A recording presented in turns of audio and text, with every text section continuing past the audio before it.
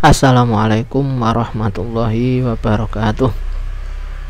Bismillahirrahmanirrahim. Alhamdulillahirabbil Allahumma sholli ala sayyidina Muhammadin al-Fatih lima ughliq wal khatim sabaq nasiril haqqi bil haqq wal hadi ila siratikal mustaqim wa ala alihi haqqa qadri wa miqdaril azim. Rabbi shrah li sadri wa yassir li amri wa hlul 'uqdatam min lisani yafqahu qawli. Amin ya rabbal alamin. Alhamdulillah, pada kesempatan kali ini kita masih dipertemukan dalam kajian perkuliahan pengembangan SDM, yang mana pada kesempatan kali ini kita akan mengkaji tentang hubungan SDM dengan pelatihan atau trainer pada konselor ya. Salawat serta salam marilah kita aturkan kepada junjungan Nabi Agung Muhammad SAW. Biqaulina Allahumma sholli ala sayyidina Muhammad. Semoga kita termasuk umat beliau yang mendapatkan syafaat di yaumil qiyamah. Amin ya rabbal alamin. Hubungan SDM dengan pelatihan ya, atau kita sebut trainer pada konselor.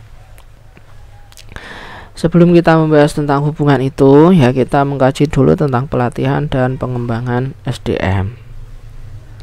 Pelatihan dan pengembangan SDM ya, dalam hal ini SDM-nya adalah seorang konselor ya, atau mungkin juga seorang peserta didik ya. Pada sebuah organisasi atau institusi sangat erat hubungannya dengan hasil kinerja dari SDM tersebut.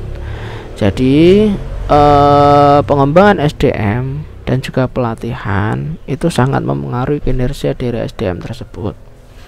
Kalau kemudian sebagai seorang konselor ya sering melakukan pengembangan diri ya, maka kinerja seorang konselor itu juga akan bagus. Begitu juga ketika seorang konselor ya melakukan pengembangan SDM-nya pada peserta didik, nanti peserta didiknya juga akan mengalami kinerja yang bagus dalam belajar. Begitu juga dalam konteks layanan konseling industri, ketika kemudian konselor industri itu memberikan pelatihan dan juga pengembangan SDM, maka kinerja dari karyawan itu juga akan maksimal. Jadi antara pelatihan ya, trainer dengan pengembangan SDM itu hubungannya sangat erat, karena SDM ingin berkembang itu harus ada upaya yang namanya pelatihan atau training.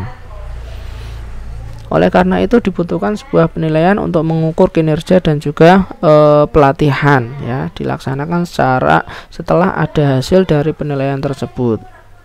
Jadi kalau kita ya ingin mengembangkan sebuah pengembangan SDM ya, sebelum melakukan sebuah pelatihan ya, sebelum melakukan sebuah pengembangan SDM ya, kita harus melihat dulu bagaimana bagaimana kinerjanya, bagaimana pelatihannya ya. Itulah kemudian pelatihan itu dilaksanakan setelah kita tahu hasil penilaian ataupun hasil kinerjanya, baru kemudian kita melakukan yang namanya pelatihan ya. Jadi nilai kinerja harus muncul dulu, baru kemudian kita tahu pelatihan apa yang kemudian akan diberikan ketika kemudian kinerja dari konselor, kinerja dari siswa, kinerja dari pegawai atau karyawan itu seperti itu ya. Jadi pelatihannya menyesuaikan dari hasil penilaian kinerja. Pelatihan SDM ya dilakukan dengan tujuan agar para SDM memiliki pengetahuan, kemampuan, keterampilan sesuai dengan tuntutan pekerjaan yang mereka lakukan.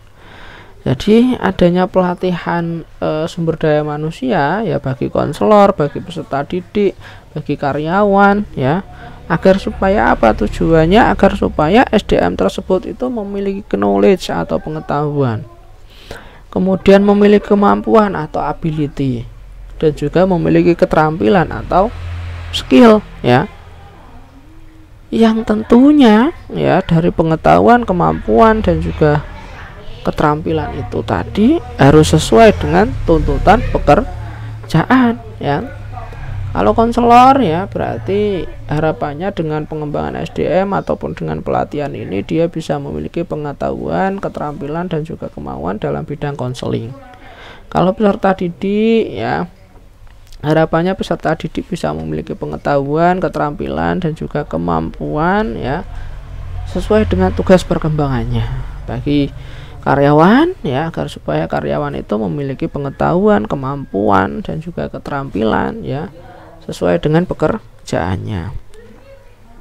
Sumber daya manusia atau SDM yang menduduki suatu jabatan tertentu dalam perusahaan kadang mempunyai level kemampuan yang berbeda dengan SDM yang lainnya. Kadang-kadang kemampuan mereka meningkat, namun kadang juga menurun. Jadi antara SDM 1 dengan SDM yang lain itu kemampuannya berbeda. Kadang ada yang baik, ada yang meningkat, kadang juga ada yang turun. Agar supaya semua SDM itu memiliki kemampuan yang hampir sama atau merata, maka diperlukan upaya pengembangan SDM. Salah satunya adalah dengan cara pelatihan. Begitu juga dengan konselor, siswa dan juga karyawan. Agar supaya konselor memiliki kemampuan konseling yang sama, agar supaya siswa memiliki mampu menguasai sesuai dengan perkembangan dirinya, dan juga karyawan sesuai dengan pekerjaannya, maka harus dilakukan yang namanya pelatihan atau pengembangan SDM. Ada pula yang kemampuannya kurang sesuai dengan persyaratan yang diperlukan dalam jabatan tersebut. Hal itu bisa terjadi karena seseorang menduduki jabatan tertentu bukan karena kemampuannya. Jadi kalau di dalam sebuah karyawan ada yang memang karyawan itu istilahnya kemampuannya tidak sesuai, ya, sehingga kemudian biasa ada training, ya. Kalau di dalam bimbingan konseling, ya, seorang konselor, ya, jelas bahwa dia harus menguasai dua kompetensi akademik dan juga kompetensi profesional, ya. Kalau peserta didik, ya, itu ya biasanya outputnya berbeda. Ada yang mungkin dari prestasinya bagus, ada yang prestasinya kurang, sehingga kemudian kita harus melakukan pelatihan, ya, agar supaya kemampuannya merata. Oleh karena itu SDM baru ini perlu menambah skill dan kemampuan mereka. Itulah arti penting pelatihan karyawan. Jadi SDM itu perlu, ya, dilatih agar supaya skillnya bertambah, pengetahuannya bertambah, kemampuannya juga bertambah seperti teman-teman yang lainnya. Pelatihan dan pengembangan SDM yang tepat dapat memberikan efek yang baik kepada SDM. Jadi dari pelatihan dan juga pengembangan SDM itu bisa memberikan efek baik kepada SDM itu sendiri. SDM dalam hal ini konselor, peserta didik, karyawan, dan lain sebagainya dapat mengembangkan diri dan mampu memahami seluk-beluk pelaksanaan pekerjaan lebih mendalam, dapat memahami perkembangan instansi, memahami sasaran yang akan dicapai instansi, mengerti akan perlunya kerjasama. Jadi ini manfaat pengembangan pelatihan, ya, manfaat pelatihan dalam pengembangan SDM, ya.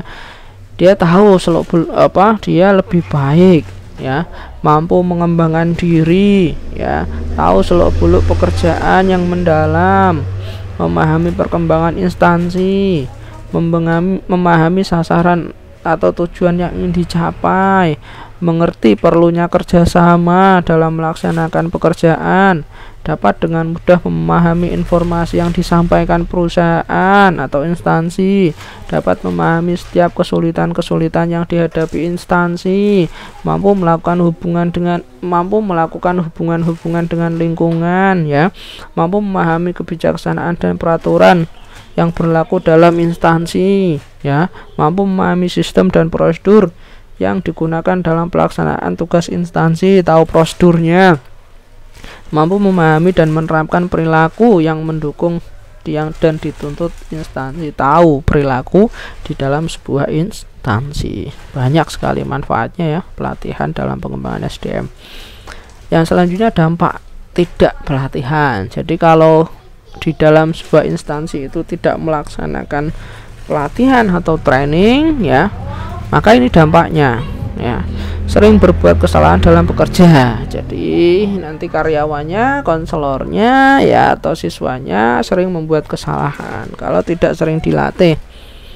Hasil kerjanya tidak memenuhi standar kerja institusi, hasil kerjanya kurang maksimal, ya, tentunya. munculnya rasa tidak puas dengan instansi atau menjelek-jelekan instansi ya karena tidak dilatih tadi. Jadi dia tidak memiliki rasa sense of belonging ya terhadap instansi itu. Tidak mampu menggunakan teknologi yang canggih dalam bekerja, jadi dia tidak bisa mengikuti kemajuan teknologi informasi. Produktivitas kerja tidak meningkat bahkan menurun, tidak produktif ya. Kesinambungan institusi tidak bisa dijamin, jadi tidak bisa, keberlangsungan institusi tidak bisa berlangsung atau tidak terjamin karena tidak dilatih SDM-nya. Loyalitas yang rendah terhadap institusi, jadi tidak loyal ya karena tidak dilatih tadi. Kemudian ini manfaat ya kalau dilatih, kalau manfaat pelatihan ya. Institusi dapat menyesuaikan diri dengan kebutuhan sekarang. Jadi SDM-nya karena dilatih ya mampu menyesuaikan diri. Institusi mempunyai SDM yang cakap dalam melaksanakan pekerjaan. Jadi SDM-nya cakap. Institusi dapat menjawab tantangan perkembangan zaman ya. Dapat menjawab tantangan zaman karena memang dia sudah dilatih, sudah dikembangkan. Institusi dapat meningkatkan produktivitas dan prestasinya. Jadi karena semangat kerjanya tinggi ya, pengetahuannya bagus, skillnya bagus, kemampuannya bagus ya, maka dia bisa meningkatkan produktivitas dan prestasi dari institusi itu. Mekanisme menggunakan teknologi baru dengan baik, jadi tahu dan paham ya, bisa mengikuti teknologi informasi. Institusi dapat mempersiapkan SDM untuk menduduki jabatan yang lebih tinggi, jadi dia siap untuk kemudian bertanggung jawab pada suatu jabatan atau jabatan yang berbeda atau jabatan yang lebih tinggi. Kalau siswa ya berarti dia siap ya untuk menerima tanggung jawab sesuai dengan tugas perkembangannya. Kesimpulannya, jadi pelatihan dan pengembangan SDM di sebuah institusi merupakan sebuah keharusan. Jadi dalam institusi harus ada training, harus ada pelatihan dalam rangka pengembangan SDM. Ya harus untuk apa? Yaitu untuk memaksimalkan manajemen SDM di institusi tersebut. Jadi agar supaya SDM-nya maksimal. Kalau SDM-nya maksimal, institusi atau organisasinya juga akan maksimal kinerjanya ya. Terima kasih ya atas perhatiannya ya. Mohon maaf atas segala kekurangan. Tetap jaga kesehatan, semoga bermanfaat. Dari saya cukup sekian. Assalamualaikum warahmatullahi wabarakatuh.